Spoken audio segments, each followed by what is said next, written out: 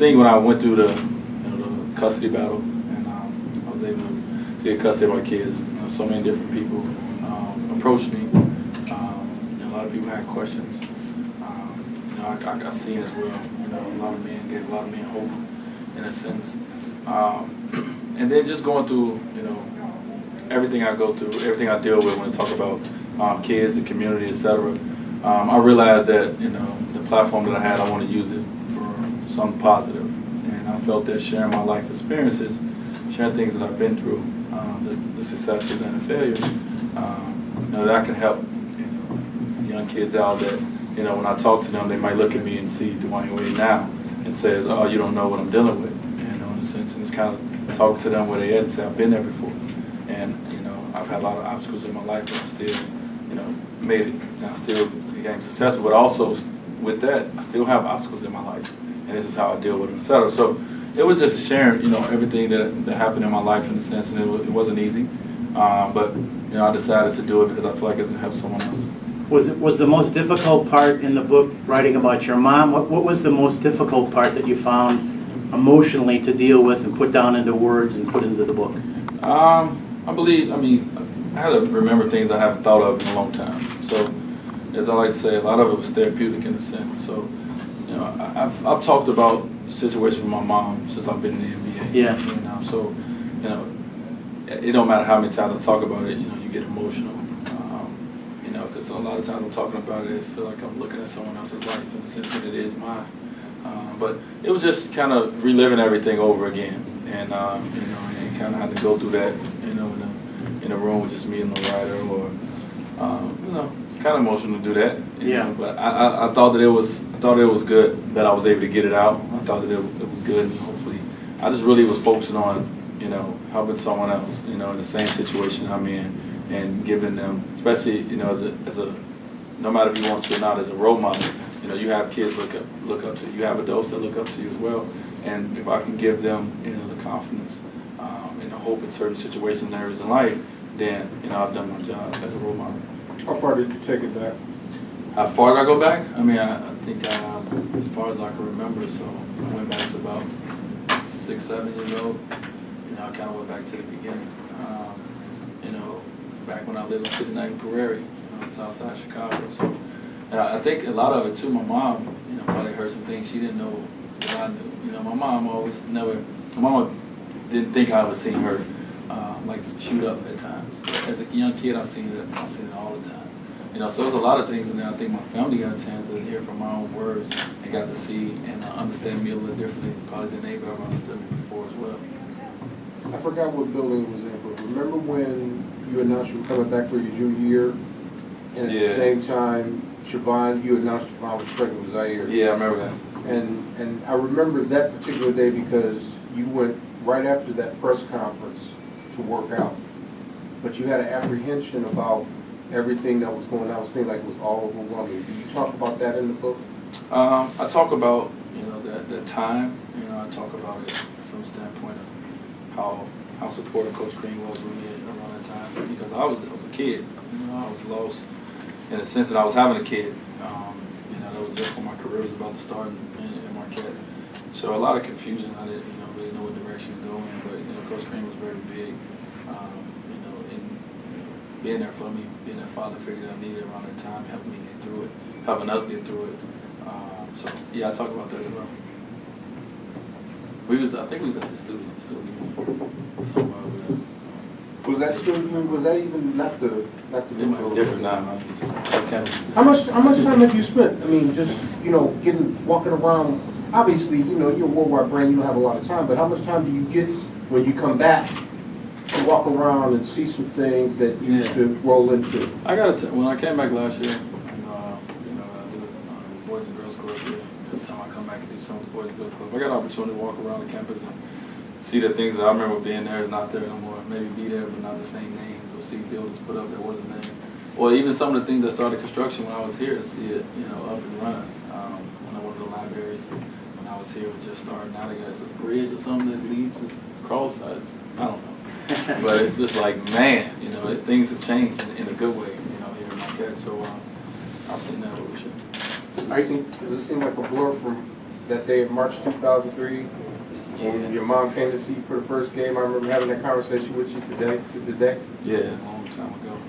It even seemed my life was, the day I left Marquette, the day I announced I was leaving, things started to go fast. And so it seemed like forever ago.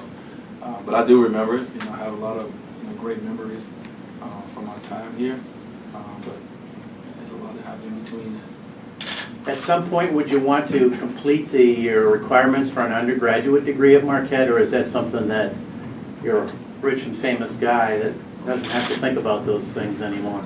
I have to think about it because I have people around me that make sure I remember that I didn't finish. At some point, I would love to.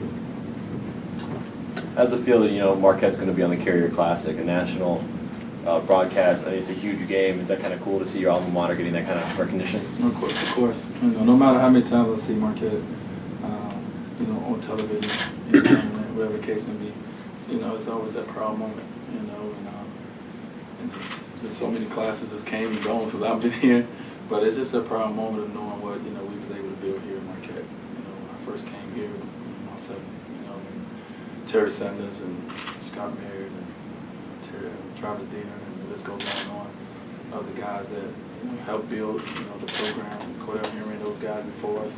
It's just great to see where we are. So we're proud. We're proud of the level that Marquette has stayed at, in a sense, and we hopefully stay there for a long time to come. And you talk with Mickey about getting a game on one of his Carnival ships?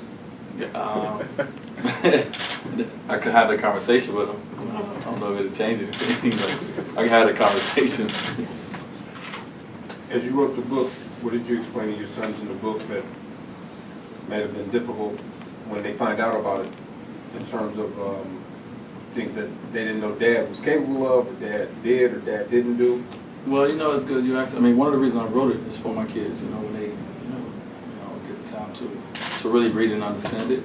A lot of it was, like I like to make a joke and say, sometimes when I'm talking to my kids and the things that they have today that I didn't have, I kind of let them know that sometimes, like, man, I didn't have, so now they know. They're like, Dad, yeah, we know you didn't have, toothbrush. We understand. And like, just trying to make them understand, like, what you guys have is not necessarily guaranteed to you guys.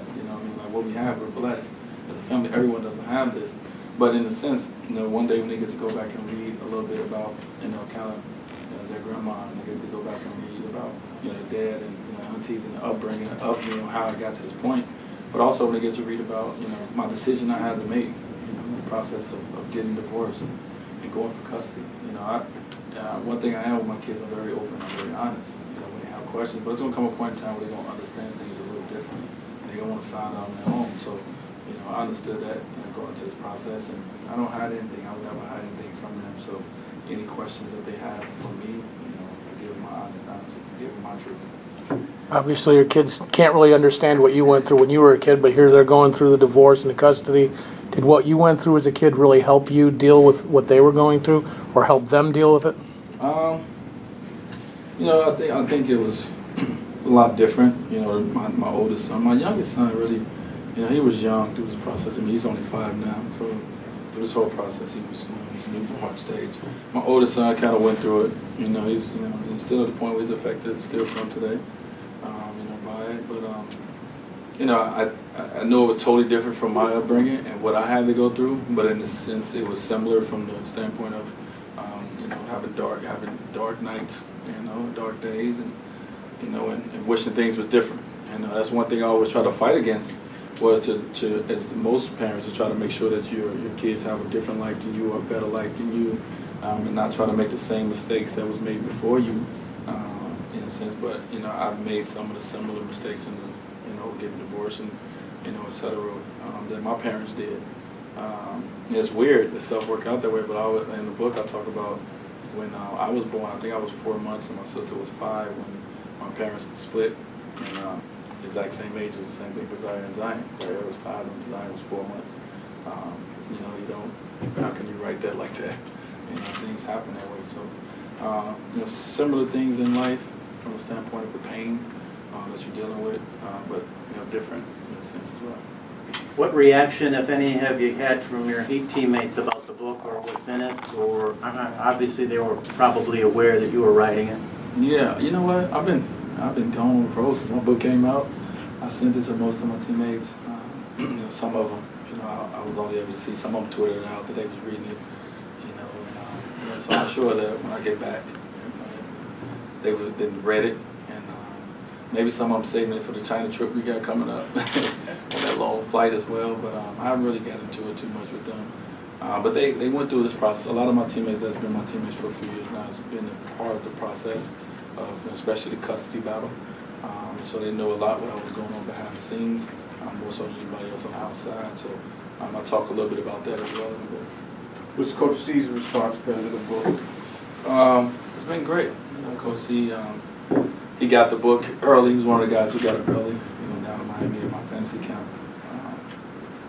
Along with Buzz, other coaches who was down there. He read it right away. He had a message for me when he landed, back in his hometown. And, I think he's appreciative of the words that I said of him, but, I think he knew that too. He was there along the journey, of my life. So a very important part of my life. So most of anything, he's proud of me for being a role model in a sense and not being afraid to express myself and to help others. So he's proud. What's your favorite part about being a dad? Favorite part? It's hard to pick one. I think for me, I guess when I walk through that door.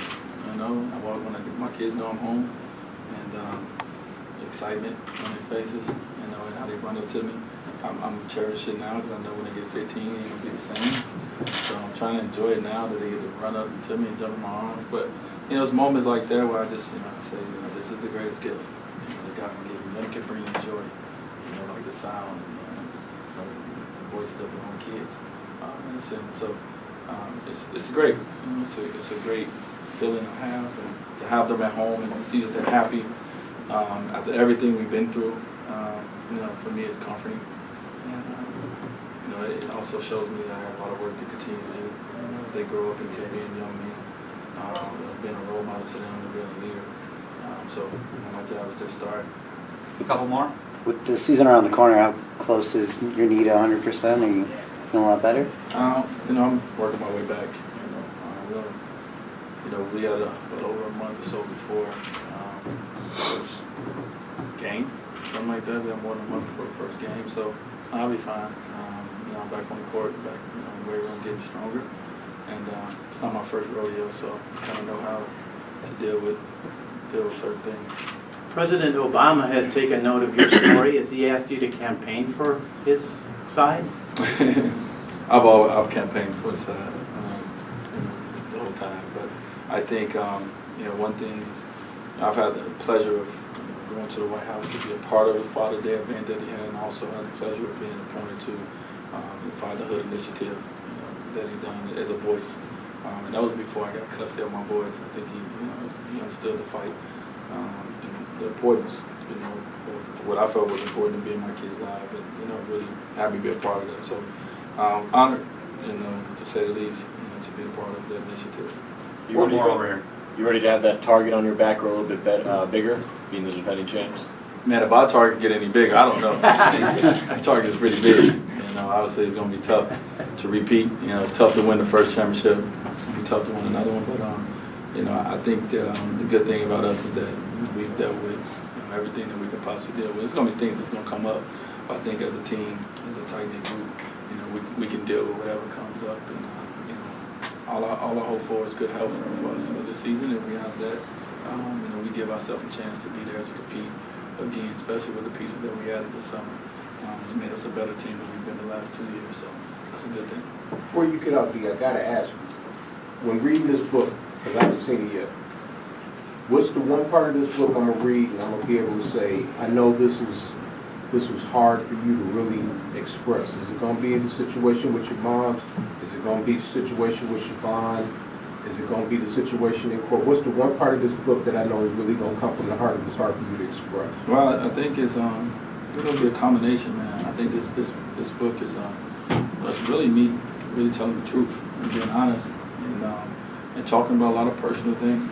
And so I do talk about my mom's addiction. I do talk about my divorce, or we talk about my custody battle. I talk about moments and times during the process, what I was thinking, what I was going through. So I think you will read it and say this is very honest. And I'm sure we all know people who dealt with some of the things that I'm dealing with, if not going through it ourselves. So I think it's something that everyone can, in a sense, relate to. That's it.